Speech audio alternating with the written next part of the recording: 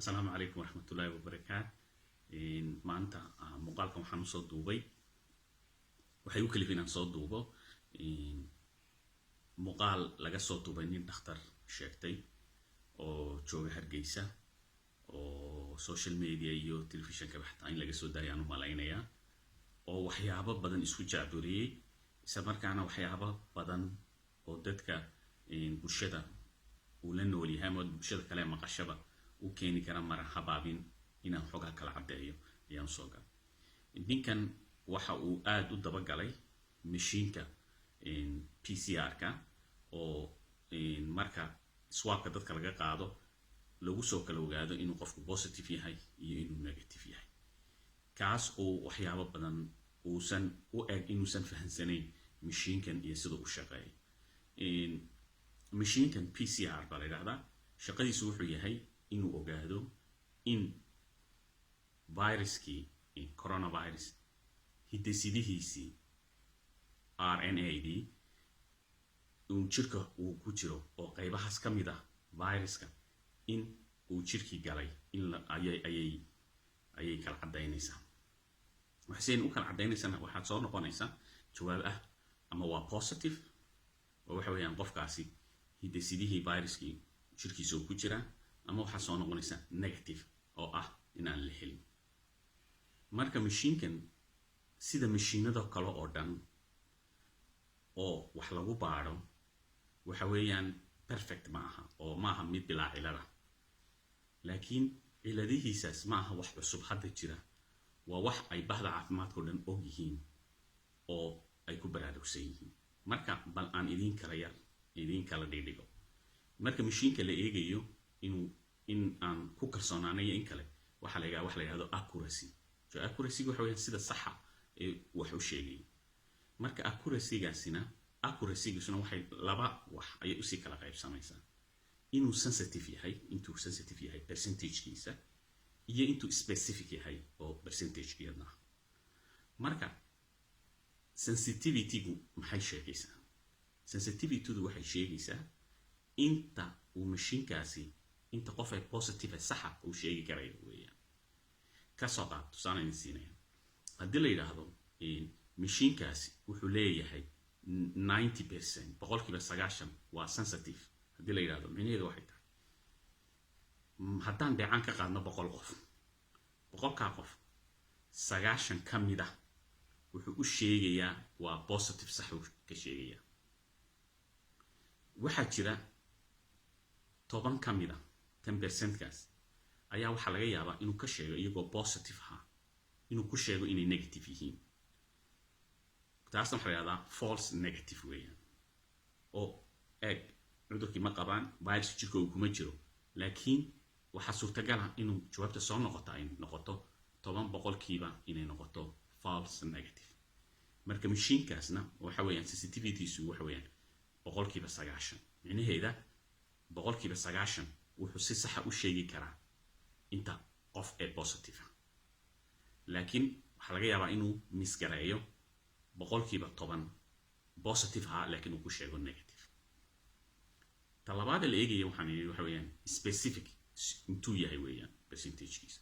ka soo qaad tusaale aan sidoo kale 100% haddii la yiraahdo mashiinkaas 100% waxa weeyaan wuxuu specific yahay 90%. micnaheedu maxay tahay? micnaheedu waxay tahay 100 qof oo swab la qaaday 90 ka mid ah wuxuu si sax ah u sheegi karaa oo sax u sheegi karaa inay negative yihiin. wuxuu sheegayaa negativity ayuu sheegayaa specificity. waxa weeyaan 100 kan qaadnay haddii la yiraahdo 90 ka mid ah wuxuu leeyahay iyagoo negative ah ayuu si sax ah negativity-dooda u sheegi karaa, laakiin waxa laga yaabaa 10 ka mid ah kuwaas inuu ku sheego positive iyagoo negative ah.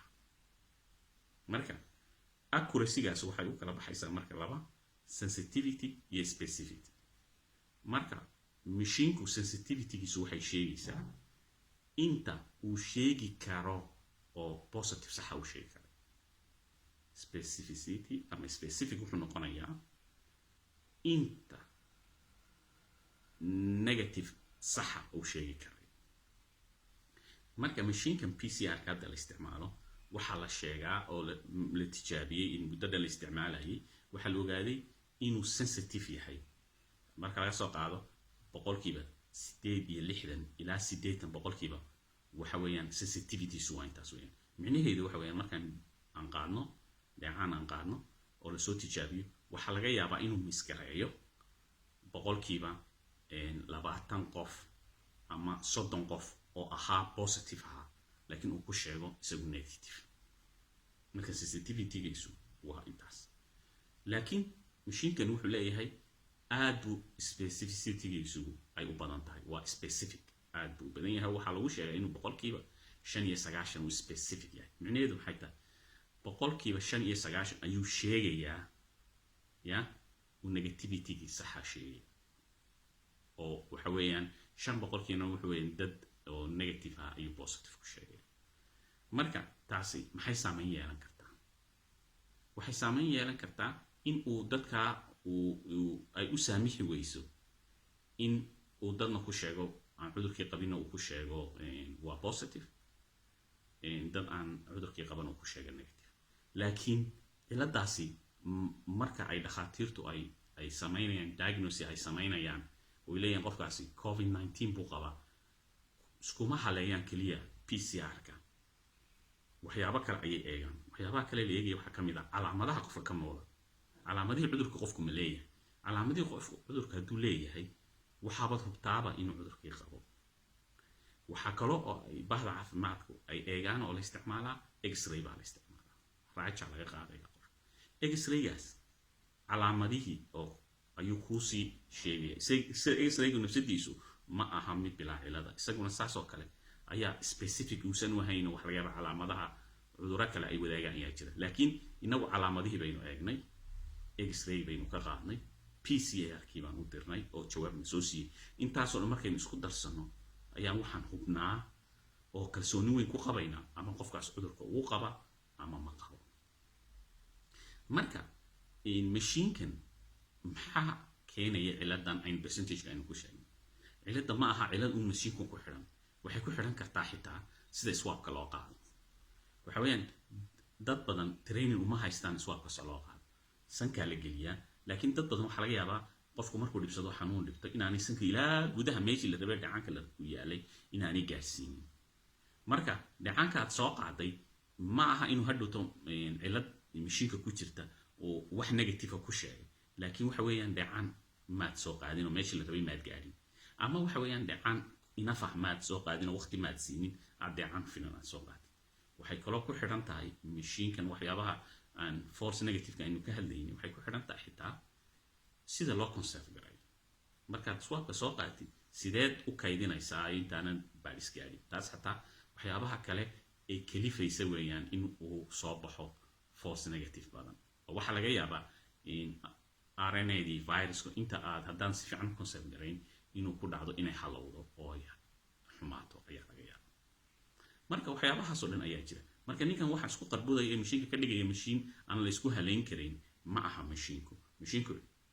waa cilad uu leeyahay ciladiis way yar tahay laakiin keliya mashiinka iskuma halaynayne waxyaabo kalena waan isku halaynay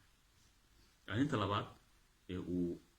si khatar u sheegana waxaa ka mid ah wuxuu ka hadlay daawo Madagascar madaxweynaheedu uu baryahanba ku jira uu leeyahay daawadaasan sameeyey daawadaas oo traditional oo Africa oo dhanba ay rabto inay isticmaasho sida uu hadalkiisa ku sheegay ninkani wuxuu sheegay geedaha ku jira ama waxyaabaha ku jira daawadan la leeyahay Madagascar ba ayaa leh uu shaqaynayaa in ay xumadda ay ridayso laakiin wuxuu dhakhtarkan ilooway inaan cudurka COVID-19 xumadun ma aha hadduu xumadun ahaan lahaa dee easy bay lahayd xumid jabiyaal badan baa suuqa ku jira already waxaa ka mid ah paracetamol baa ka mid ah daawooyin kale oo noocaas oo kale ayaa ka mid ah oo qandhada kaa joojinay marka umaynaan baahnayn baa waxyaabo kale inaan isku hadlayne paracetamol baa qandhada kaa deg lahay cudurkii uu dhamaadaa loo dhan marka laakiin cudurku qandho un maaha cudurku waxa weeyaan waa cudurrada ugu khatarsan ee xubno badan oo jirkaa ka mid ah ayuu saameyn weyn ku yeelanaya wuxuu ataagaya sanbabada oo ka meesha ugu weyna wuxuu wadnuhu tagaa wuxuu tagaa keliyaha wuxuu tagaa mindhicirada meelo badan ayuu tagaa marka waxyaabahaas oo dhan qandho jabin keliya cudurkaaga ma tegayso marka waxaa muhiima waxyaabaha aan dadka loo soo turjum bulshada loo soo gudbinayo in laga fiirsado ayaa loo baahan yahay ayaa laga baahan yahay ilaa hadda daawo oo miracle ah ma hayno covid-19 waa lagu celinaya daawo kastoo timaada oo marka hore lagu orday hadhowtana waxaa la sheegay marka muddo la isticmaala in ciladaheedii ay soo baxayso marka weli ilaa hadda daawooyinka waa la raadinayaa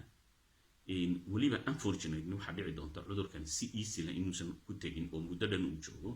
waxaana tusaale u ah hadda China oo lahaa muddo dhan aan laga helin in case cusub laga helay waxaa laga yaabaa marka inaan dhowrka sano soo socono inaan bahalkan aynu la noolaano daawona oo baabinaysa ilaa hadda ma hayso Chinese-kiin ugu weyn aynu haysanaa waxa weeyaan waa talaal weeyaan waan garan karaa dad badan oo jecel conspiracy-ga inay talaalka ay leeyihiin waa talaal dad lagu baabinayo waa talaal Africa lagu ciribtirayo waxaas ma Chinese-ka kaliya aan bahalkan aan ugu noolaan karnaa warwala'aan waa hadday aynu helno oo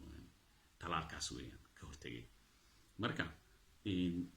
warbaahinta waxaan leeyahay horta inaad iska hubsataan baa fiican dadka aad wareysanaysaan idinku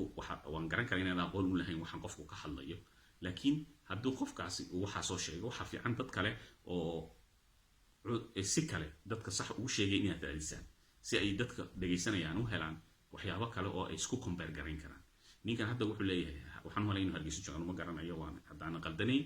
dad badan dhakhaatiir badan oo Hargeysa jooga ayaa jirta oo cudurkan la tacaalaya iyagana in la raadiyo oo la wareysto oo la yiraahdo maxaa wax ka jira marka intaas ayaan maanta u soo galay waa mahadsantiin assalaamu calaykum waraxmatullaahi wabarakaatuh